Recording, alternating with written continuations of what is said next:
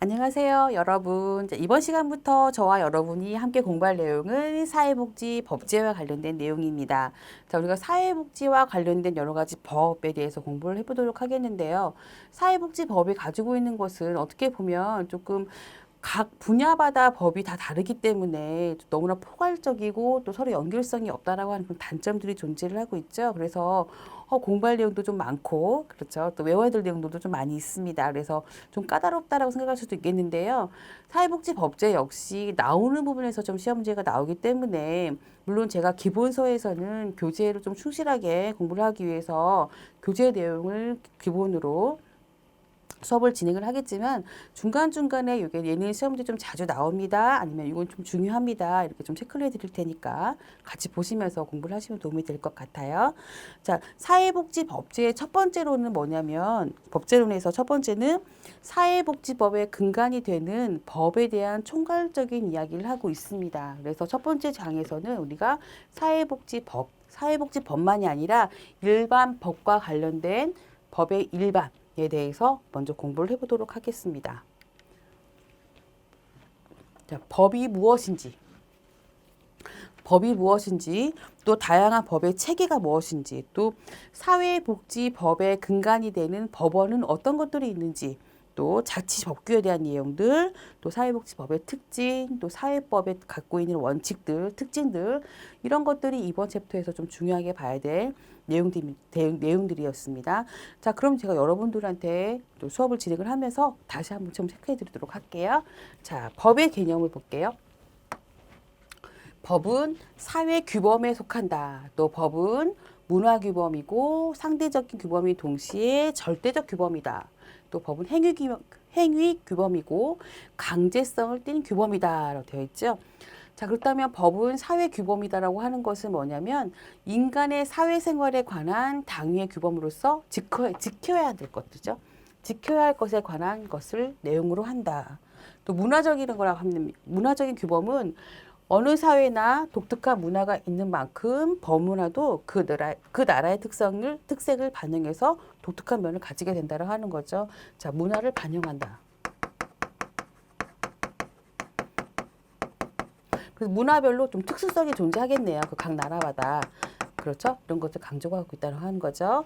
또 상대적인 규범인 동시에 절대적인 규범인데 시간과 공간적인 제약을 받는 상대적 규범이고 또 정의적인 측면에서 봤을 때는 보편적인 가치를 지향을 한다라고 하는 거죠. 그래서 어느 나라마다 예를 들어서 뭐 법의 내용 안에 절도에 대한 부분 어느 나라마다 절도를 하면 안 된다라고 되어 있겠죠. 그래서 보편적으로도 존재를 하기도 하고 또 상대적으로 또 법은 그 시대를 반영을 하는 거죠. 아까 말한 것처럼 뭐 문화나 사회의 규범도 되고 있지만 시대의 흐름에 대한 반영도 하고 있기 때문에 법은 상대성을 가지고 있다 볼 수가 있겠네요. 자, 행위 규범이다. 그래서 우리가 어떠한 행동을 할 건지 옳은 행동과 그렇지 않은 행동 이런 것들 기준을 만들게 된다. 또 강제성 반드시 지켜야 되고 이 강제성을 띈 규범 안에는 처벌이 따른다라고 하는 거예요. 그렇죠? 지키지 않으면 갖게 되는 처벌이 따르게 되는 법의 성격을 내포하고 있다라고 하는 것을 볼 수가 있겠네요. 자, 법의 기능을 보겠습니다. 자, 법의 기능은 가장 대표적인 기능이 뭐겠어요? 네, 사회 질서 유지가 되겠죠?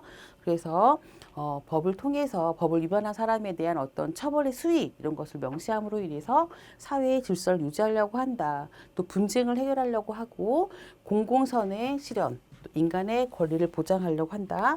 또 정의의 실현 이런 법의 목적에 대한 부분에서 또 정의의 실현이 나오게 되는데요. 자, 법의 기능 안에서는 사회복지와 관련된 법의 기능은 어떻게 보면 인간의 권리 보장이라던가 또 공공의 선 이런 것을 실현하는데 사회복지법도 법의 기능에 해당하는 그런 내용들을 담고 있습니다. 자, 법의 목적을 좀 보겠는데요. 법의 목적은 정의의 실현, 또 공공복리의 실현, 또 법의 안정성에 대한 부분을 이야기를 하고 있는데요. 정의의 실현이나 공공복리의 실현은 여러분들 읽어보시면 좀 알 것 같고요. 자, 법적인 안정성을 조금 보겠습니다. 법적인 안정성은 어떻게 보면 계속성을 가지고 있어야 된다고 하는 거죠. 법이 자꾸 바뀌면 어때요? 그 법의 효력이 발생할 수 있을까 없을까요? 오히려 더 법은 사회 질서를 유지하기 위해서 좀 만들어 놓은 기준인데 그 기준이 자꾸 바뀌게 되면 어때요? 혼란이 가속이 되겠죠. 그렇기 때문에 법적인 안정성이라고 하는 것은 법이 자꾸 바뀌지 않도록 변경되지 않고 명확해야 된다라고 하는 그런 규정을 이야기를 하고 있습니다. 그렇기 때문에 법을 바꾸기 위한 절차를 어떻게 해요? 까다롭게 해서 법이 어느 정도의 유지할 수 있도록 그런 규정을 만들어 놓는 그런 것들이 법의 법적인 안정성을 확보하기 위해서 확보해 놓기 위해서 그런 법의 절차를 까다롭게 해놓는 그런 모습들도 보이게 되는죠. 다음으로 법의 한목적성이라고 하는 것이 있는데 한목적성은 국가와 사회가 추구하는 이념이나 가치에 맞는 방향으로 제정되어야 된다고 하는 거죠. 그래서 민주주의 사회에서는 국가의 질서 유지와 발전, 그리고 국민의 자유 및 권리 보장을 기초로 한 복지주의적 목적들이 법 제정의 원칙이 되고 있다 하는 것을 보겠습니다. 그래서 법의 안정성과 법의 한목적성 이런 것 여러분들이 이 두 가지는 좀 알아두셔야 될 것 같아요. 자, 법의 목적의 특징을 좀 보면 법의 이념으로서의 목적은 독일의 철학자 라드부르크헤가 말한 정의 실현과 한목적성, 법정 안정성 세 가지이다 쭉 나와 있는데요. 그거는 여러분들이 그냥 읽어보시면 될 것 같아요. 그다음에 법의 일반적 체계를 보겠습니다. 자, 법의 일반적 체계에서는 법은 가장 중요한 게 뭐냐? 법이 자연법적 성격을 가지느냐, 설정법적 성격을 가지느냐에 대한 부분이라고 볼 수가 있겠어요. 또 뒤에 이제 공적인 법이냐, 공법과 사법, 또 사회법에 대한 분류가 나와 있지만, 먼저 법의 일반적 체계에서 첫 번째로 나와 있는 자연법을 보도록 하겠습니다. 자, 자연법은 뭐냐면, 누가 정한 것이 아니에요.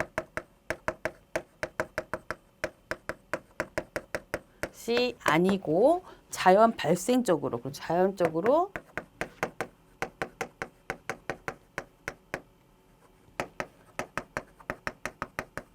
발생하는 어떤 보편 타당적인 원칙을 가지고 있습니다. 시대의 흐름에 따라서 그냥 자연스럽게 이런 것도 그냥 좀 규칙으로 하자라고 누군가가 제시하지 않았어도 자연스럽게 모든 구성원들이 지켜나가는 것들, 이런 것들이 자연법에 해당하는 것이라고 볼 수가 있겠네요. 자연법은 그래서 시 공간을 초월한 영구불변의 초월법적인 자연 헌법을 이야기를 한다. 그렇죠? 시 공간성을 초월한다. 자연법은 시 공간을 초월하게 되는데 보면 이상적인 규범은 존재한다고 보고 있죠.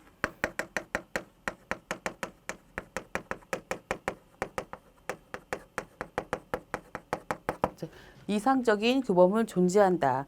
또 정의의 이념에 입각한다. 그렇죠?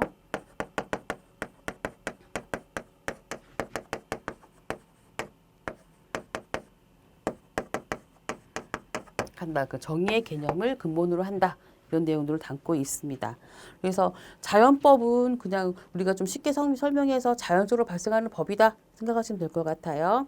자, 실정법을 좀 보겠는데요. 실정법은 사회의 질서 유지를 목적으로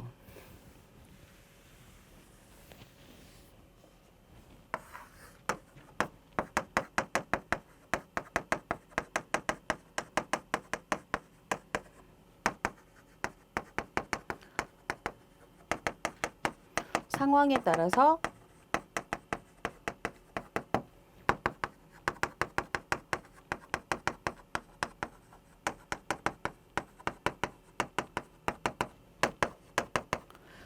따라서 현실적으로 정립된 법이다. 그렇죠? 그래서 보통 우리가 지금 다루고 있는 거의 모든 법은 실정법이라고 볼 수가 있겠습니다. 자, 실정법의 특징은 자연 발생법은 자연 발생이기 때문에 시 공간을 초월해서 영구불변한 그런 법이라고 봤다면 실정법은 어떻게 보면은 시간이라던가 역사적인 흐름, 그렇죠? 국가적으로 시대적으로 그 내용이 달라질 수 있다 없다? 네, 달라진다 그렇죠? 그래서 상황에 따라서 변한다 라고 하는 성격을 가진 것이 실정법에 대한 내용입니다. 그래서 경험적인 사실에 의거해서 현실적으로 제정되거나 형성되어서 일정한 시대와 사회에서 시행되는 법이다. 이런 내용들이 조금 담고 있죠. 그래서 현재 시행되고 있는 실정법을 현행법이라고 이야기를 하게 되는 거다. 자, 실정법은 인간에 의해서 존재하는 인위적인 법이다. 인위적인 법이다라고 되어 있죠. 실정법을 보게 되면 실정법은 국내법과 국제법으로 나뉘게 되는 거예요.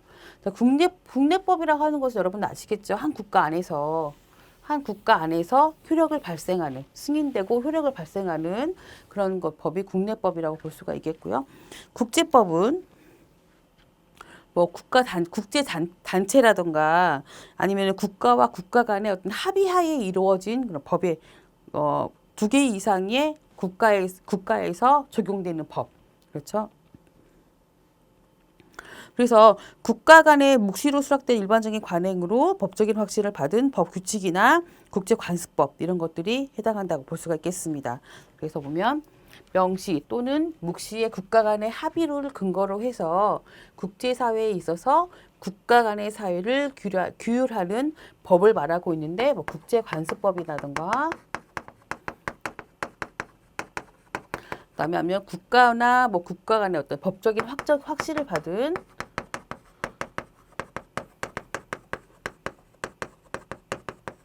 법 이런 법들이 국제법에 해당하는 내용이다. 보시면 될 것 같아요. 자, 국제법을 조금 더 보게 되면 국제법상 주체인 국가 간의 국제적인 권리, 의무의 발생을 목적으로 체결하는 것으로 조약, 협약, 협정, 의정, 약정, 뭐 규약 이런 것들 등으로 불리게 되고 조약의 당사자인 국가들의 비준에 의해서 효력이 발생한다라고 되어 있습니다. 그래서 우리 교재의 내용을 조금 더 제가 보충을 하고 참고 자료를 보충하기 위해서 참고 자료를 만들었어요. 자, 국제법과 국내법과의 관계. 왜 그러냐, 왜 이 자료를 만들었냐면, 얘 때문에 그래요, 얘 때문에. 자, 국제법과 국내법의 관계에서 보면, 우리 헌법 전문에서 밖으로는 항구적인 세계 평화와 인류 공영에 이바지한다고 했고, 헌법 제6조에 보죠. 헌법 제6조 1항. 그렇죠? 헌법 제6조 제1항은 헌법과 법률에 의해서 체결, 공포된 조약과 일반적으로 승인된 국제법규는 국내법과 같은 효력을 가진다라고 규정을 하게 되었다라고 하는 거죠. 이 내용이 그렇죠. 그래서 국제법이 중요한 우리나라에서도 국제법 영향을 받는 그런 근거가 되는 규정이라고 볼 수가 있겠습니다. 그래서 국제평화주의와 국제법 존중주의를 선언하고 있다. 또 보면 국민연금법에서도 또 국제법에 대한 내용들이 좀 담겨져 있는데요. 외국과의 사회보장 협정 규정을 두고 있는데 동등한 대우, 외국인에 대한 동등한 대우, 또 이중 가입을 배제한다, 또 가입 기간 합산, 급여 송금 보장 등이 체결의 목적을 담고 있다라고 하는 거죠. 그래서 국제법에서는 요 두 가지 있죠. 요 두 가지는 여러분들이 알아두셔야 할 내용이라고 생각하시면 될 것 같아요. 자, 공법과 사법, 또 사회법에 대한 설명입니다. 공법은 공적인 어떤 생활 관계를 규율하는 법이다. 그래서 형법이라던가 또 또 헌법, 또 형사소송법, 또 민사소송법 이런 식으로 그렇죠.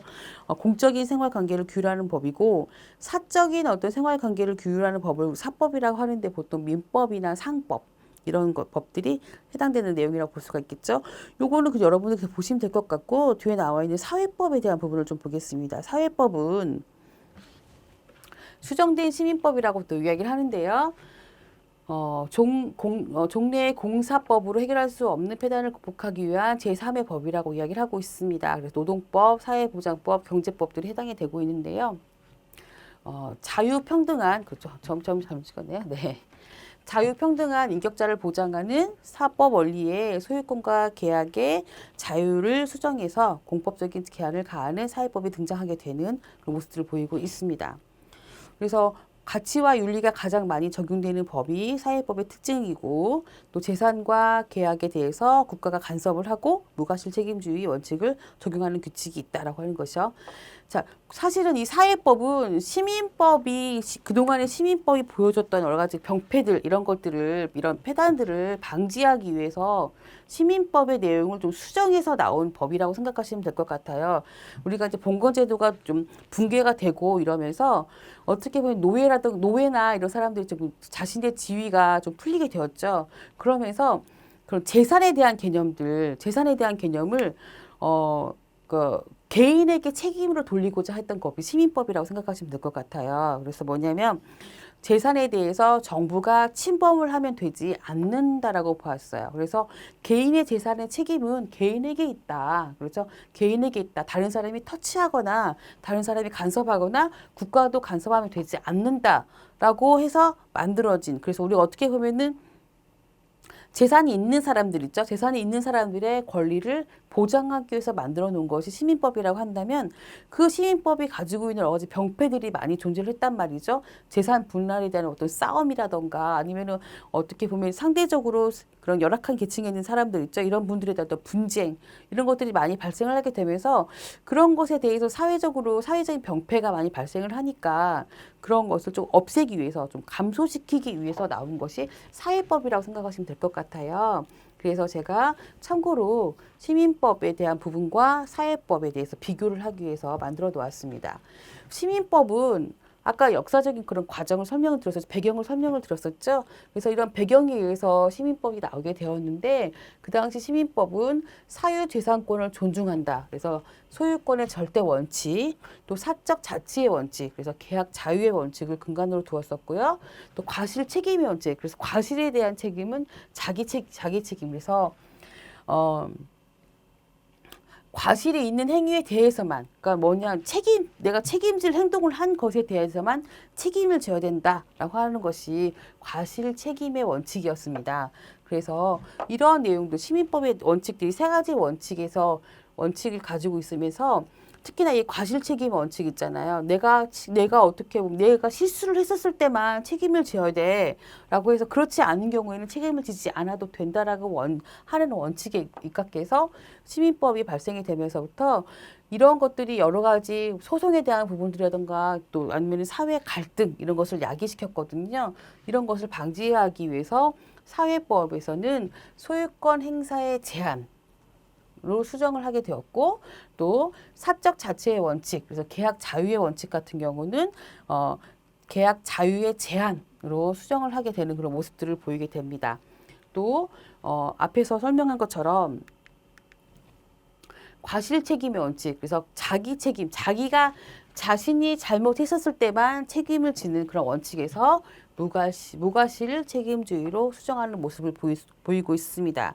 자, 그래서 사회법의 그런 원칙을 보면 시민법의 원칙을 이렇게 나눌 수 있고 사회법은 소유권 행사의 제한의 원칙, 계약 자유의 제한의 원칙, 무과실 책임주의의 원칙으로 수정되는 그런 모습들을 보이게 됐네요. 그래서 19세기 말에서 20세기에 새롭게 형성된 사회법에서는 국민들에게 실질적인 자유와 평등을 보장을 해서 인간다운 생활을 할 수 있도록 하는 것이 새로운 기본 원리로 자리하게 된다. 이렇게 설명을 하고 있습니다. 다음에 실제법과 절차법이라는 게 있는데요. 실제법, 절차법에 대한 내용들은 여러분들 읽어보시면 될 것 같아요.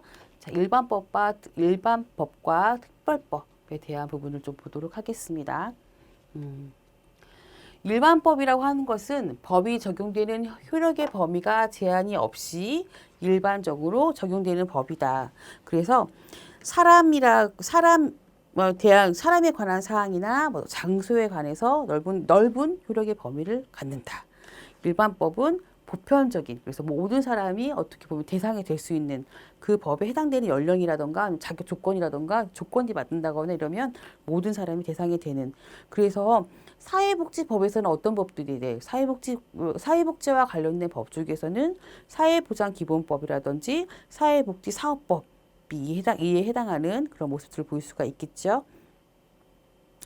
자, 특별법은 효력의 범위가 특별한 사항에서만 효력을 갖는 법을 말하고 있는데 그렇죠. 우리가 뭐 성폭력 방지 특별법, 가정폭력 방지 과거에는 그랬었는데 지금 좀 제목이 길어져서 제가 제목을 다 외우지는 못하지만 우리가 좀 줄여가지고 이렇게 얘기를 하거든요. 성폭력 방지 특례법, 가정폭력 방지 특례법 이런 식으로 특례법이라고 하는 것이 특별법에 속하는 내용이라고 볼 수가 있겠어요. 그래서 효력의 범위가 특별한 사항에서만 효력을 갖는 법을 말하고 있다.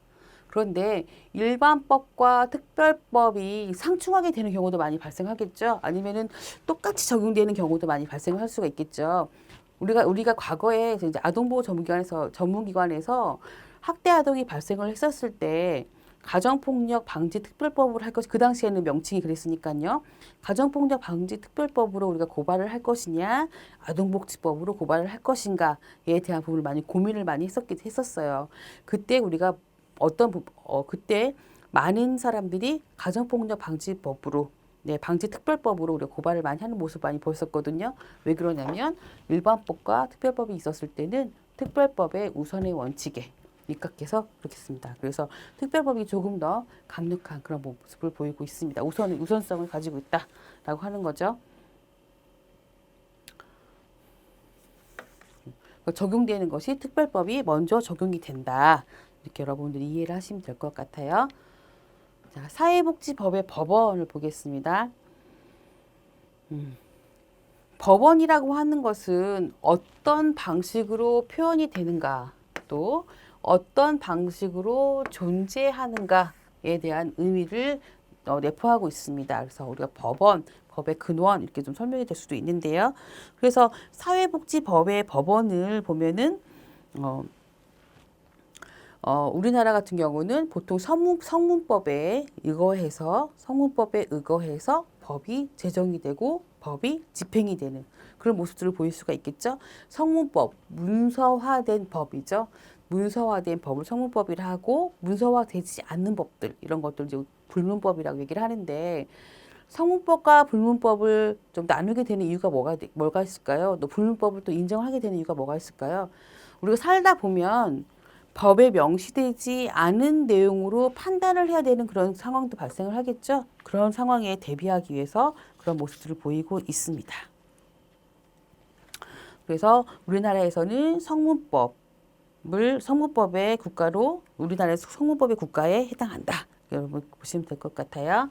사회복지법의 법원이라는 사회복지와 관련해서 그 급여의 서비스의 내용이라던가 그 서비스 내용을 제공하기 위한 조직과 관리, 또 감독의 기준이 법률 등에 의해서 어떤 형식으로 표현되는가 하는 것을 말한다.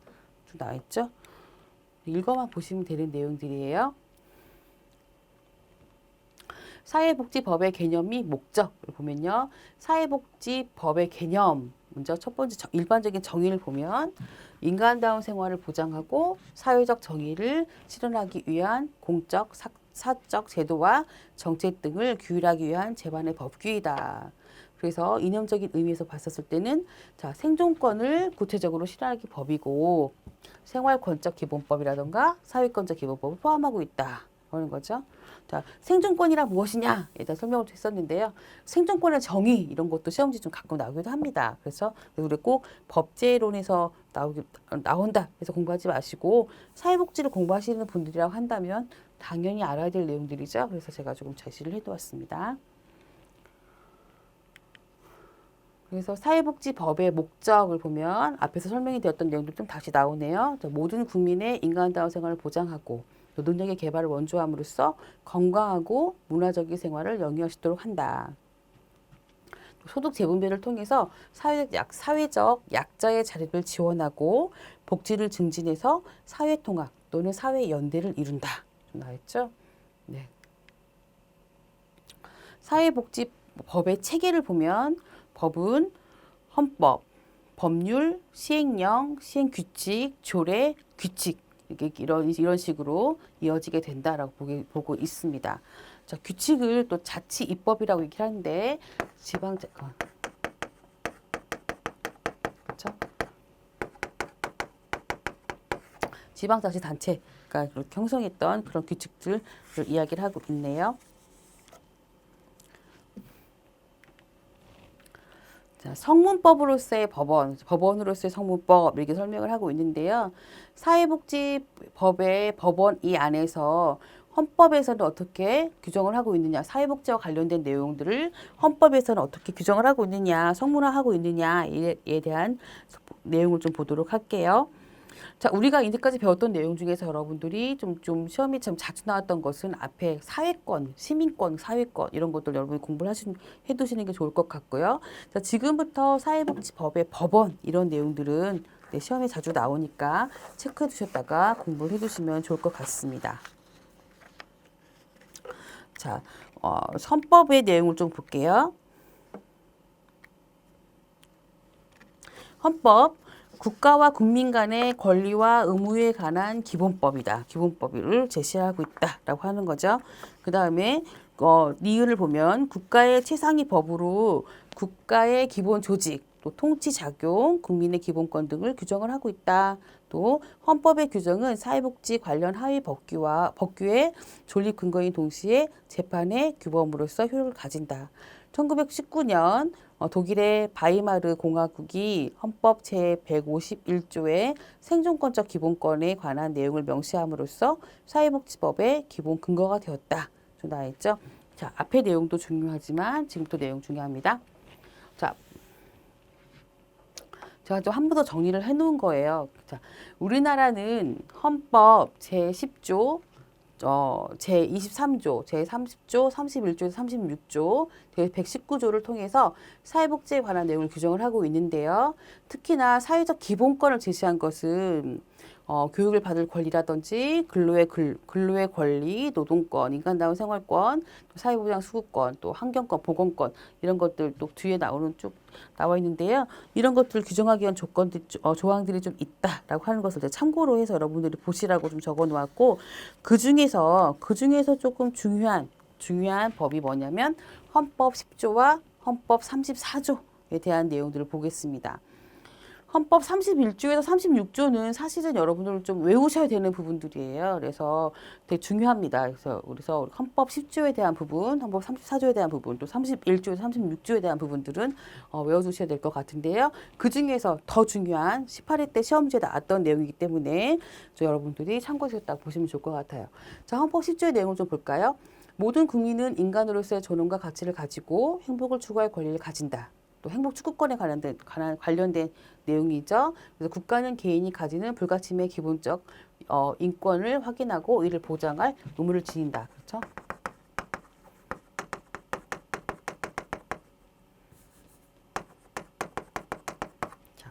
자, 34조의 내용을 보면 모든 국민은 인간다운 생활할 권리를 가진다. 또 국가는 사회보장, 사회복지 증진에 노력할 의무를 진다. 국가는 여자의 복지와 권익의 향상을 위해서 노력해야 되고 국가는 노인과 청소년 복지 향상을 위한 정책을 실시할 의무를 가진다. 또 신체 장애자 및 질병, 노령, 기타의 사유로 생활 능력이 없는 국민은 법률이 정하는 바에 의해서 국가의 보호를 받는다. 국가는 재해를 예방하고 그 위험으로부터 국민을 보호하기 위해서 노력을 해야 된다. 이런 내용들이 담아져 있죠. 그래서 이게 뭐냐면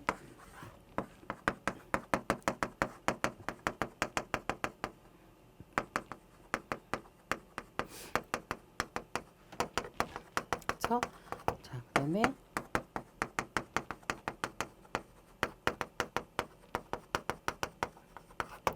인간다운 생활을 할 권리, 인간답게 살 권리. 또 다른 말로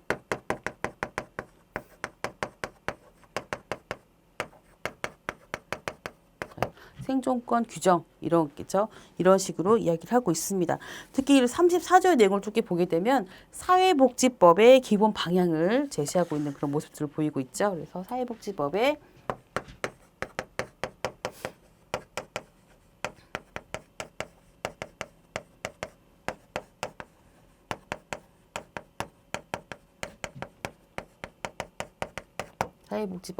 기본 방향을 제시하고 있다.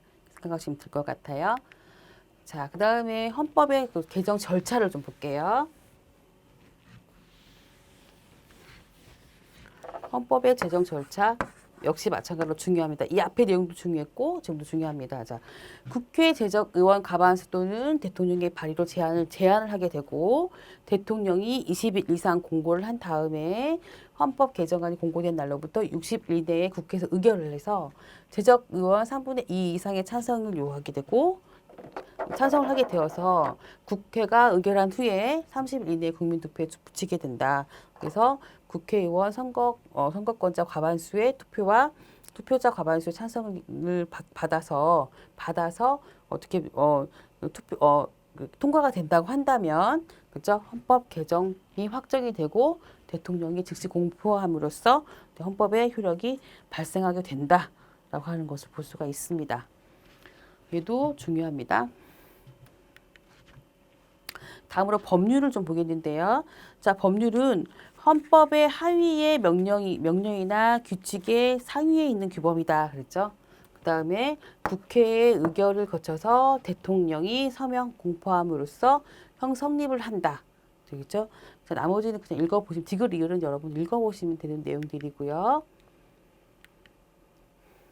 자, 법률은 헌법의 하위에 있는 법원이므로 헌법 위배되면은 법적 효력이 없죠. 그 다음에 명령이나 규칙 등에 대해서는 법률이 상위의 지위를 갖는 법원이기 때문에 명령이나 규칙은 법률에 위배되는 내용을 가질 수가 없다. 무조건 상위법에 위배되면 안 된다. 이런 내용을 담고 있어요. 그렇죠?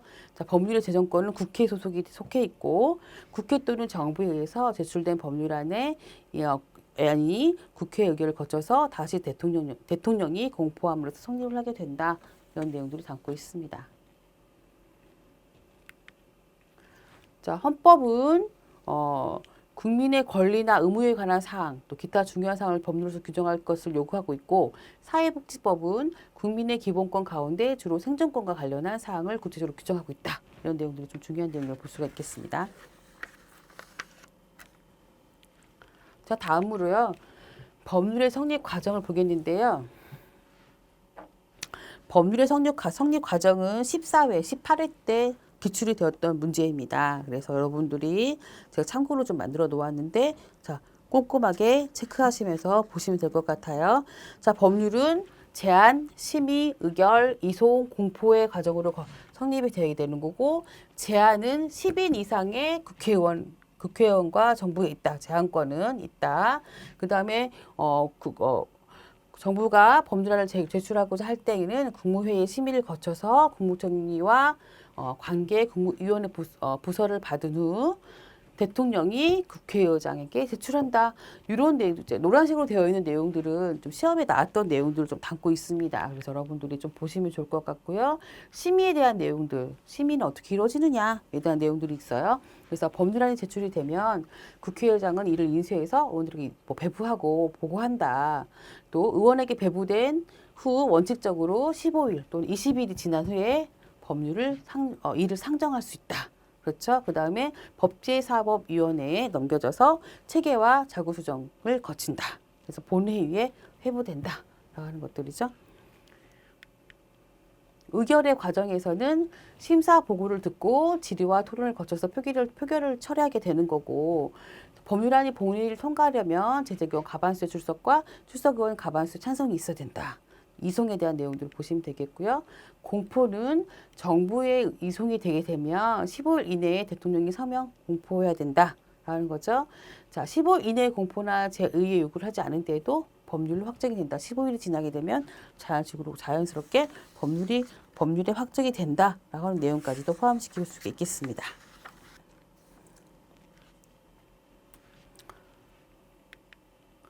다음에 명령에 대한 부분인데요.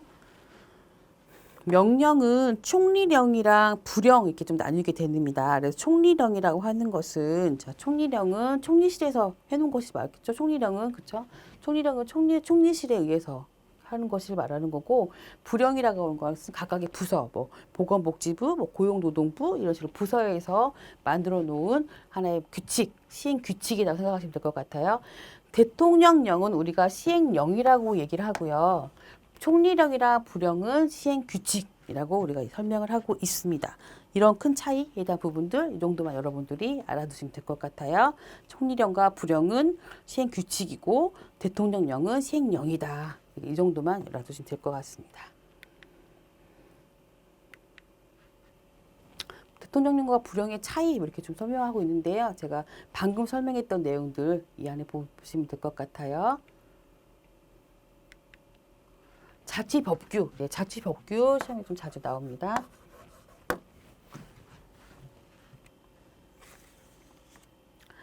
자치법규는 해당 지자체 내에서만 효력이 발생할 수 있는 그런 법규를 말하고 있죠. 그래서 지방자치단체가 법률에 의해서 인정된 자치권의 그 범위 안에서 주민의 권리라던가 의무에 관해서 제정되어 있는 어떻게 하나 보면은 자치적인 규칙이다. 규칙에 해당하는 내용이 자치법규이다라고 보겠죠. 그래서 헌법 제117조 제1항에서는 지방자치단체는 주민의 복리에 관한 사무를 처리하고 재산을 관리하며 법령의 범위 안에서 자치에 관한 규정을 제정할 수 있다라고 명시하고 있다라고 되어 있죠. 그래서 조례는 법률이나 명령보다 하위의 법 규범으로서 지방자치단체가 법령의 범위 안에서 그 권한에 속하는 사무에 관해서 지방의 회의 의결을 거쳐서 정립하는 법 형식을 말하고 있다라고 하는 것들이죠. 그래서 이 안에는 조례와 규칙, 지방법규 안에는 조례와 규칙을 포함한다. 그렇습니다. 그래서 조례에 대한 설명들 이런 것들이 좀 나와 있는데요. 여러분들 요걸 제가 참고로 해서 적어 놓은 것들을 조금 중점적으로 보실 수가 있겠습니다. 자, 우리 교재 내용을 제가 조금 더 구체화시킨 내용이에요. 우리 교재에서 조금 언급하고 있는 내용들을 조금 더 좀 간략하게 좀 요약을 한다든지 좀 구체화시켜서 말씀드리고 있습니다. 그래서 조례는 당해 지방자치단체가 관할하는 지역 안에서만 효력을 가지게 되고 상위 법령에 모순되거나 위배돼서는 안 된다. 또 지방자치법 제23조의 내용들 이런 것에 근거해서 조례를 만들게 된다. 규정하게 된다. 이런 식으로 설명이 되고 있습니다. 조례에 대한 거 이런 거 좀 보시면 될 것 같고요.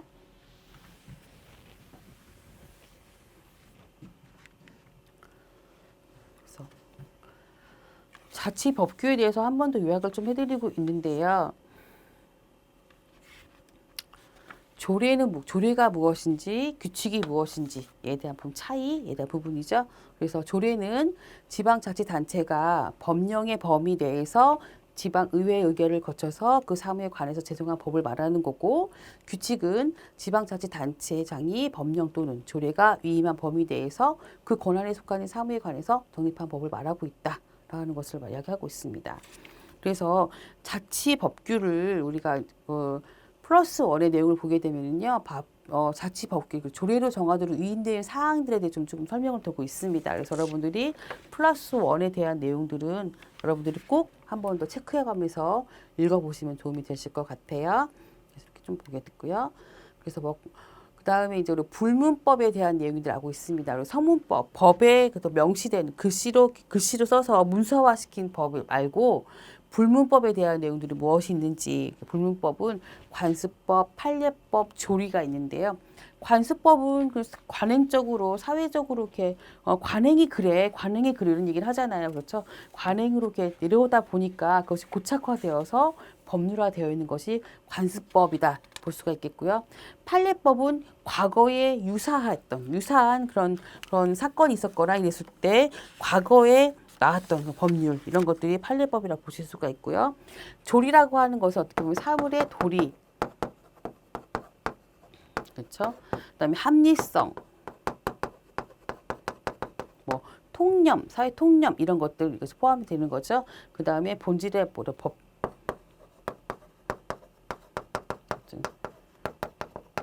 본질적인 어떤 법체, 그렇죠?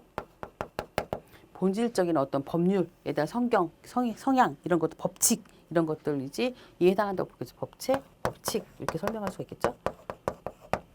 법령 이런 식으로 설명할 수가 있는 것들이 조리에 대한 해당되는 내용이라고 볼 수가 있겠어요.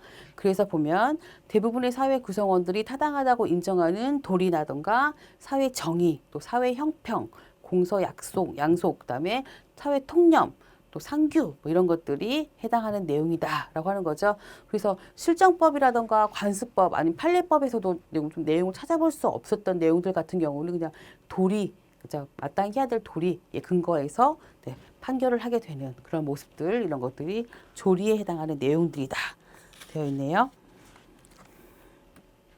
그래서 법의 분류의 방법에 대해서는 여러분들이 한번 그냥 읽어보시면 될 것 같아요. 이것도 역시 읽어보시면 될 것 같고요.